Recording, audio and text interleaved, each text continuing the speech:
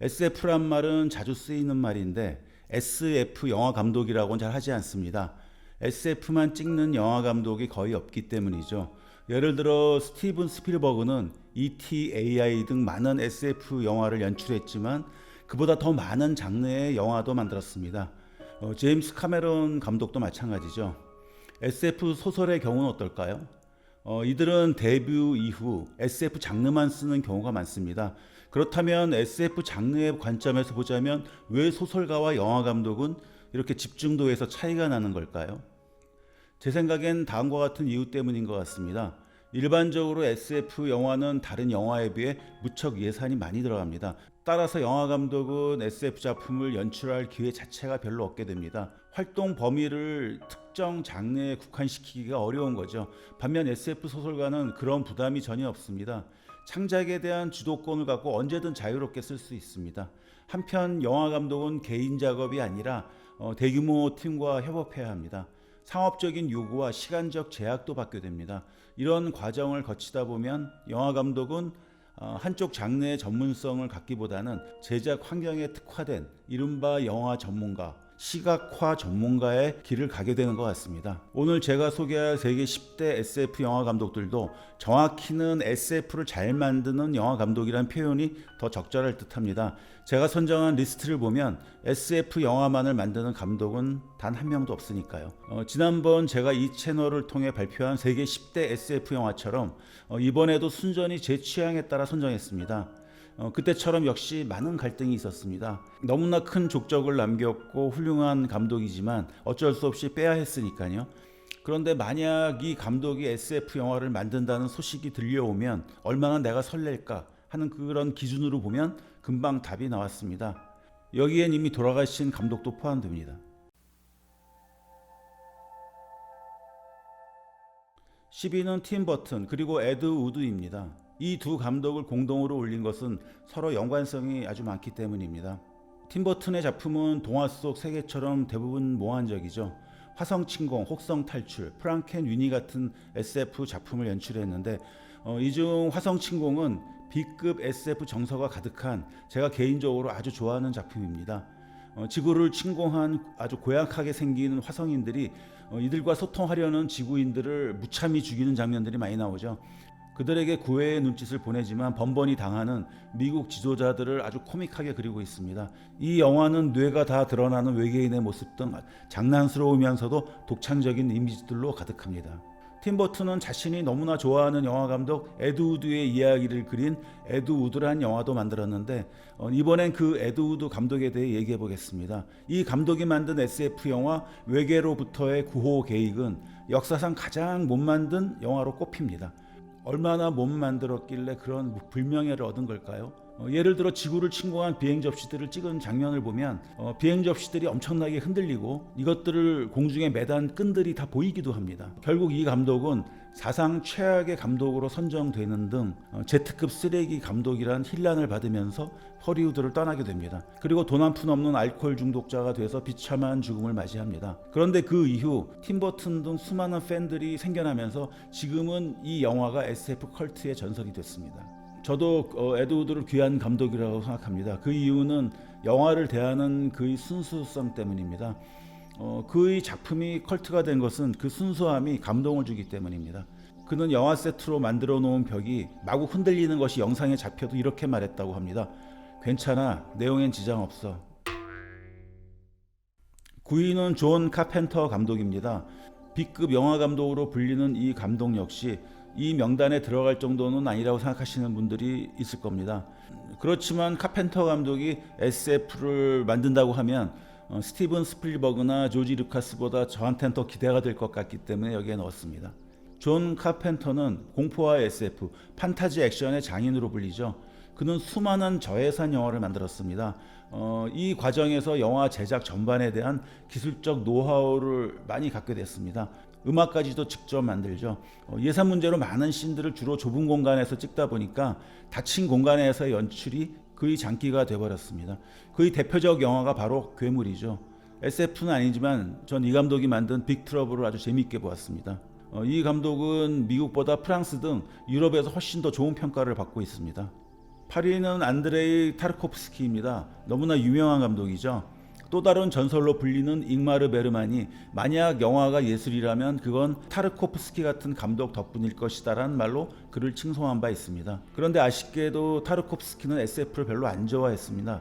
나아가 저속한 상업주의적 속성을 갖고 있다고 생각했습니다. 그런데 그는 러시아와 동구권을 대표하는 두 작가의 유명 소설을 영화로 만들었습니다. 이 작품들은 나중에 SF 명작 반열에 오르게 됩니다. 그중 한 작품이 스토커입니다. 국내엔 잠입자라는 제목으로 잘 알려져 있죠. 제가 개인적으로 아주 좋아하는 러시아의 스트로가츠키 형제의 소설 노변 피크닉을 원작으로 만들었습니다. 운석이 떨어진 곳에서 기묘한 일들이 일어나고 이곳에 들어간 세 사람이 그 비밀과 맞닥뜨리게 된다는 내용입니다. 또 한 작품은 SF 심리 영화로도 불리는 솔라리스입니다. 스타니스와프 램 원작이며 나중에 스티븐 소더버그 감독에 의해 리메이크 되기도 했습니다. 이 솔라리스도 제가 개인적으로 아주 좋아하는 SF 소설입니다. 지능을 가진 외계 행성의 바다가 그곳을 찾아간 탐사 대원들의 기억 속의 인물들을 복제해낸다는 내용입니다. 앞서 스토커도 그렇지만 이 작품도 인간의 무의식과 그 속에 숨어있는 상처에 대해 깊이 있게 다루고 있습니다. 제가 타르코프스키를 뽑은 가장 중요한 이유는 SF 소설을 비평가들이 사변소설로 부르기도 하는데 SF가 지닐 수 있는 그와 같은 포괄성, 나아가 깊은 철학성을 보여주는 대표적 감독이기 때문입니다. 7위는 크리스토퍼 놀란입니다.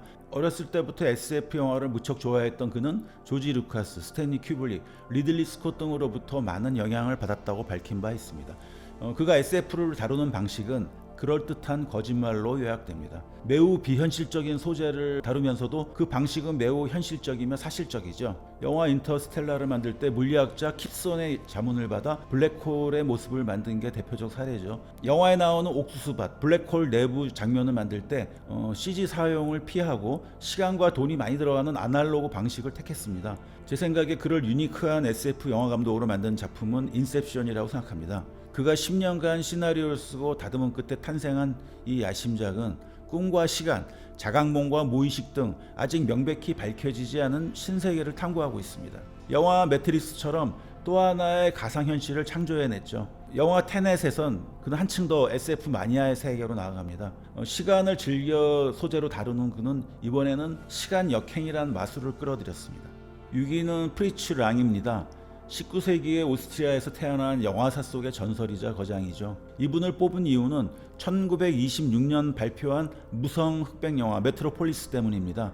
이 영화만으로도 그는 SF 영화의 아버지로 불리죠. 그리고 SF 영화를 아예 창조했다는 평가까지 받고 있습니다. 이 영화의 그 표현주의적인 방식은 이후에 만들어진 SF 영화에 지대한 영향을 미쳤습니다. 당시로선 파격적인 3시간이 넘는 상영 시간에 4만 명에 달하는 출연자가 등장하는 초대작이었습니다. 그러나 흥행에선 완전히 실패해서 제작사가 도산할 지경에 이르렀죠. 이 영화는 미래의 거대한 도시, 즉 메트로폴리스를 배경으로 소수의 엘리트 집단과 노동자 집단의 갈등을 그리고 있습니다. 여기에 등장하는 여성 로봇, 또 위압적인 대형 빌딩, 디스토피아적인 미래의 도시 디자인은 이후 다른 SF 영화 속에서 비슷한 이미지로 반복됩니다. 이 작품의 반자본주의적 사상도 브레이드 러너 등 많은 작품에서 변주되고 있습니다. 아울러 이 작품에서 로봇이 노동자를 대신할 존재로 부각되는데 이런 설정은 인공지능으로 매우 불안해하는 지금의 세태와도 맞닿아 있습니다. 5위는 제임스 카메론입니다.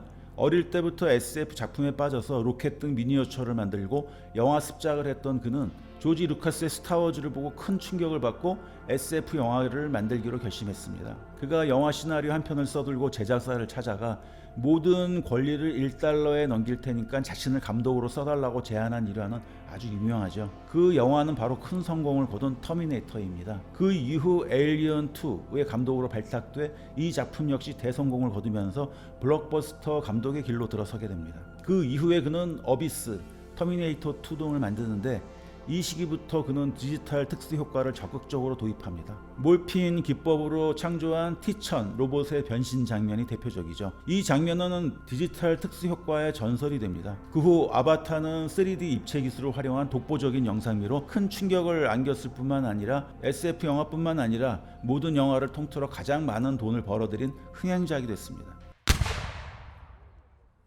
4위는 폴 버호벤입니다. 로보캅, 토털 리콜, 스타시 트루퍼스 등을 연출한 그는 대학에서 수학과 물리학을 전공했습니다. 그는 매우 노골적으로 까발리는 연출 스타일로 유명하죠. 그래서 그의 이름 뒤에는 잔혹성, 선정성 등의 표현이 늘 따라왔습니다. 로보캅은 인간의 폭력과 정체성이란 주제를 매우 심도 있게 다룬 문제작이죠. 필립 K. 딕의 소설을 각색한 토탈 리콜 역시 인간의 기억과 정체성을 흥미진진하게 다루고 있습니다. 로버트 하인라인의 소설로 만든 스타쉽 트루퍼스도 원작이 가진 궁극주의적 색채를 코믹한 우주 활극으로 희화화함으로써 새로운 스타일을 창조해낸 작품입니다. 뛰어난 SF 연출력을 가진 이분이 좀 더 많은 SF 작품을 만들었으면 좋았을 텐데 하는 아쉬움이 많습니다. 올해로 벌써 나이가 85이나 되셨으니까요. 3위는 데이빗 크로넨버그입니다. 이 감독의 영화엔 신체가 변형되는 장면이 자주 등장하는데 아주 끔찍하게 사실적으로 표현됩니다. 이런 그로테스크한 면 때문에 이 감독의 영화를 싫어하는 분들도 꽤 많습니다. 초기작인 스캐너스는 염력을 가진 초능력자들의 이야기인데 SF와 공포 장르를 결합시킨 이색적인 작품이죠. 여기서 염력으로 상대방의 머리를 터뜨리는 장면이 꽤나 충격을 안겼죠.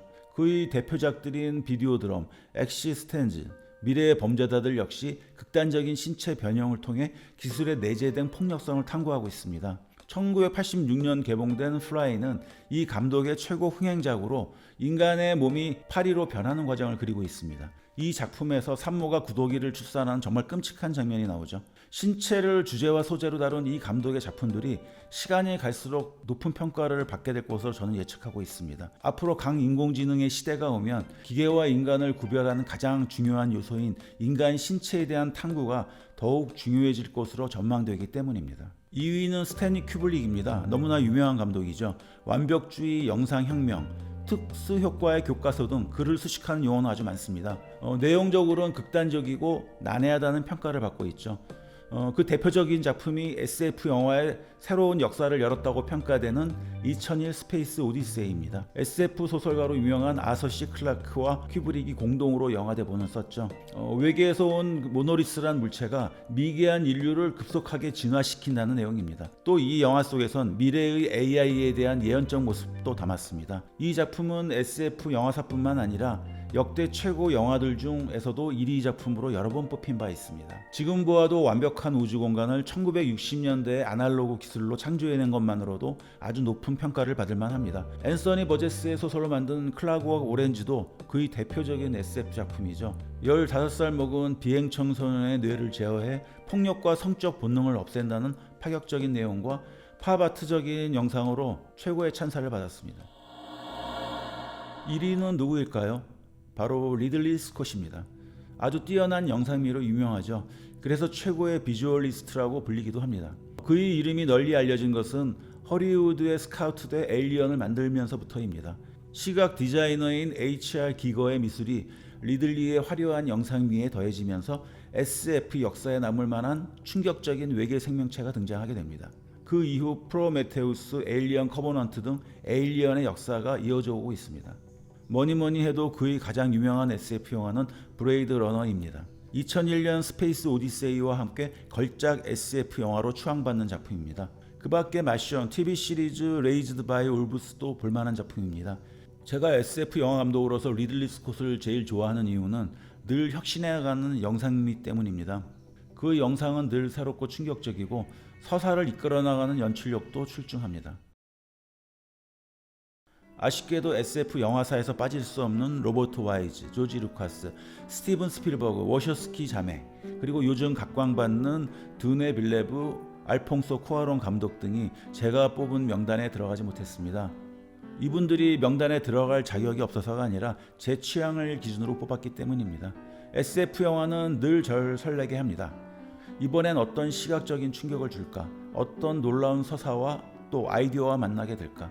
제가 이번에 뽑은 감독들은 제게 그런 설레임을 좀 더 많이 주는 분들입니다.